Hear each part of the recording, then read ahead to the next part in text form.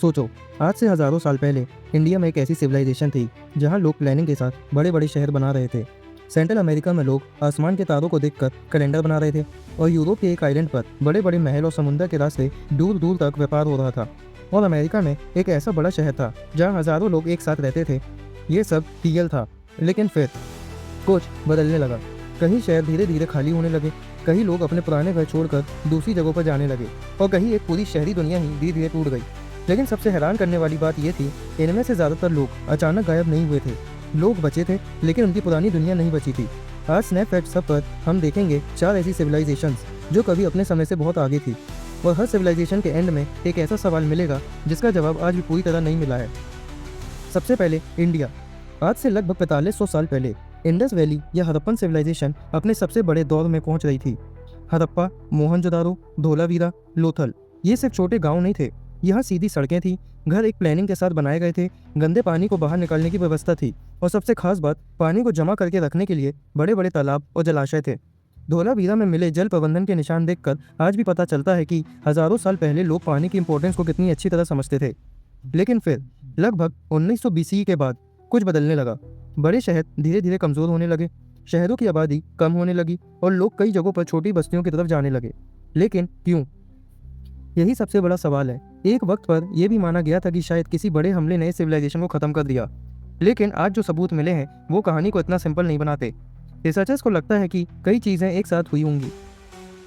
मौसम में बदलाव, बारिश का कम होना, नदियों के रास्ते में बदलाव, खेती पर बढ़ता दबाव और दूर के इलाकों के साथ व्यापार में कमी। सोचो, अगर किसी सिविलाइजेशन की जिंदगी खेती और पानी पर टिकी हो और कई सालों तक बारिश का पैटर्न बिगड़ने लगे, तो बड़े शहरों पर इसका क्या असर पड़ेगा? शायद इसी तरह हड़प्पन शहरों की पुरानी दुनिया धीरे धीरे बदलती गई। लेकिन सबसे बड़ा राज अभी बाकी है। हड़प्पन लोगों ने अपने पीछे हजारों चिन्ह और लिखाई छोड़ी। हम उन्हें देख सकते हैं, लेकिन उनकी लिखाई को आज तक पूरी तरह पढ़ा नहीं जा सकता।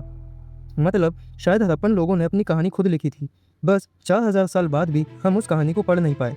और अब इंडिया से चलते हैं यूरोप, क्योंकि वहाँ भी एक ऐसी सिविलाइजेशन थी जिसके लोगों ने भी अपने पीछे एक ऐसी लिखाई छोड़ी जिसका राज आज तक नहीं खुला। अब चलते हैं क्रेते नाम के एक आइलैंड पर।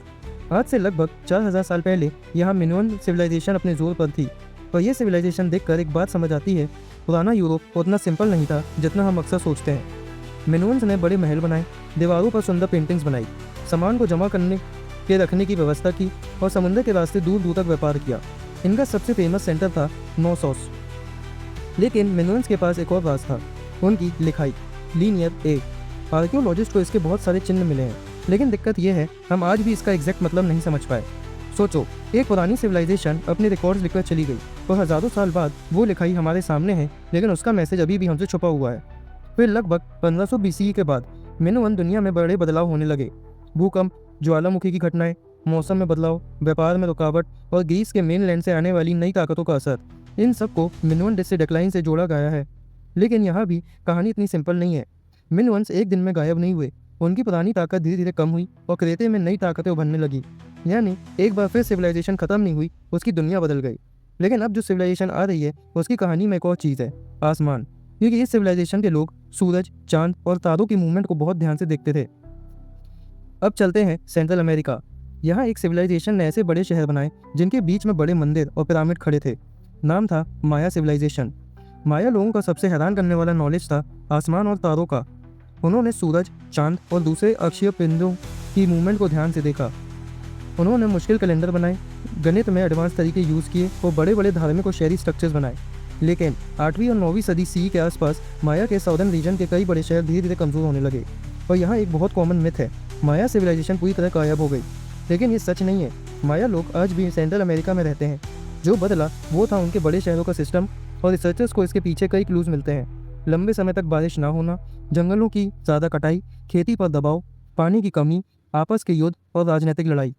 सोचो, एक शहर में बड़े मंदिर हैं, आसमान को समझने का नॉलेज है, गणित का एडवांस ज्ञान है, लेकिन अगर बार बार बारिश ना हो, खेती कम हो और खाने पानी की दिक्कत बढ़ने लगे, तो एक पावरफुल शहर भी कितने दिन टिक पाएगा?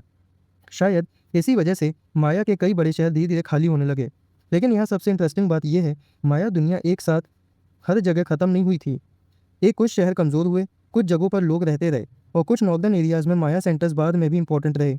यानी यह कोई एक दिन का वैनिश नहीं था, ये एक लंबी बदलाव की कहानी थी।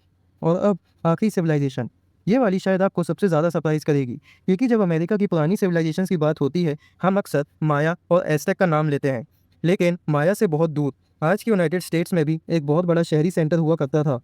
नाम था कैहोकिया। और इसका साइज़ देखकर आपको यकीन करना मुश्किल हो सकता है। लगभग 1050 से 1200 सीई के बीच कैहोकिया अपने सबसे बड़े दौर में थी। यहाँ बड़े-बड़े मिट्टी के टीले बनाए गए थे। इनमें सबसे फेमस है मॉन्क्स माउंट। ये इंसानों के बनाए हुए बहुत बड़े मिट्टी के स्ट्रक्चर्स में से एक है। और कैहोकिया सिर्फ एक बस्ती नहीं थी, यहाँ बहुत सारे लोग रहते थे। दूर-दूर के इलाकों से सामान आता था, बड़े धार्मिक और सामाजिक काम होते थे और एक ऑर्गेनाइज सोसाइटी का सबूत मिलता है। लेकिन फिर 1200 सीई के बाद कैहोकिया धीरे-धीरे कमज़ोर होने लगी और लगभग 1400 सीई तक ये जगह लार्जली खाली हो चुकी थी। लेकिन क्यों? यहाँ भी एक ही जवाब नहीं है। मौसम में बदलाव, बार-बार बाढ़, प्राकृतिक रिसोर्सेज पर दबाव, राजनीतिक बदलाव और सामाजिक प्रॉब्लम्स, इन सबको पॉसिबल रीजंस माना जाता है। लेकिन इमेजिन करो, एक ऐसा शहर जहाँ कभी हज़ारों लोग रहते थे, जहाँ बड़े-बड़े स्ट्रक्चर्स खड़े थे, जहाँ ट्रेड और सामाजिक ज़िंदगी चलती थी और कुछ सदियों बाद वहाँ से बड़े मिट्टी के टीले और पुराने निशान बचे।